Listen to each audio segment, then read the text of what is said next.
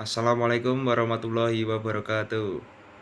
Halo semuanya, perkenalkan nama saya Sahartriawan dari program studi Administrasi Publik. Pada video kali ini saya akan membahas tentang Islam, sains, dan perempuan, khususnya mengenai bagaimana peran perempuan dalam sejarah sering termarginkan. Pentingnya perempuan dalam perkembangan sains di era modern, serta bagaimana perempuan dapat bersaing di ranah publik. Pertanyaan yang pertama, mengapa dalam catatan sejarah peran perempuan di ranah publik termarginalkan?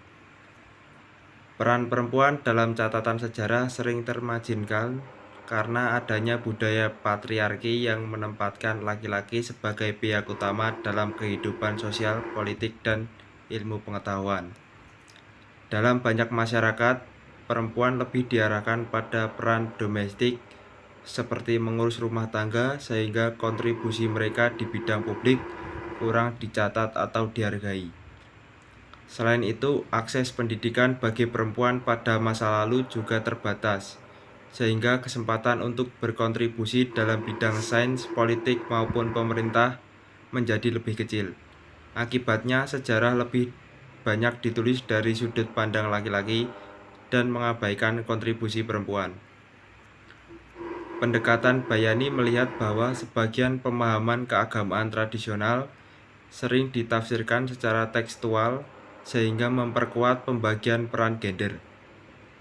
Pendekatan Burhani menilai secara rasional bahwa marginalisasi perempuan disebabkan oleh sistem sosial dan budaya yang tidak setara. Sedangkan pendekatan Irfani menekankan bahwa laki-laki dan perempuan memiliki nilai kemanusiaan yang sama di hadapan Tuhan, sehingga keduanya berhak berperan di ruang publik. Untuk yang kedua yaitu bagaimana pendapat Anda tentang peran perempuan di era kini, khususnya dalam mengembangkan sains. Menurut saya, perempuan di era sekarang memiliki peran yang sangat penting dalam pengembangan sains dan teknologi.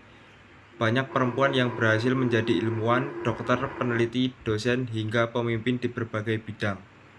Hal itu menunjukkan bahwa kemampuan intelektual tidak ditentukan oleh jenis kelamin, tetapi oleh kesempatan pendidikan dan usaha kehadiran perempuan dalam dunia. Sains juga membawa sudut pandang baru yang membantu perkembangan ilmu pengetahuan menjadi lebih inklusif dan bermanfaat bagi perempuan. Islam sendiri mendukung kesetaraan dalam memperoleh ilmu dan beramal.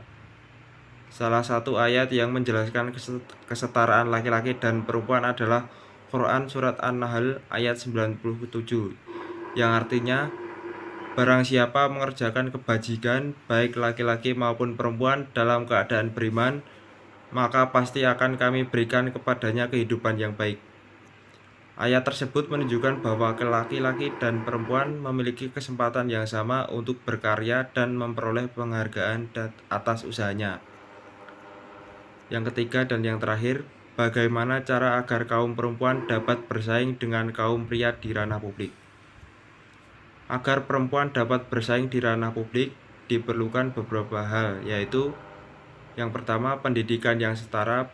Perempuan harus mendapatkan akses pendidikan yang sama agar memiliki kemampuan dan pengetahuan yang memadai. Yang kedua, dukungan keluarga dan masyarakat. Lingkungan yang mendukung akan membantu perempuan berkembang tanpa adanya diskriminasi gender. Dan yang terakhir, kesempatan kerja yang adil. Pemerintah dan lembaga perlu memberikan kesempatan yang sama dalam pekerjaan kepemimpinan dan pengembangan karir.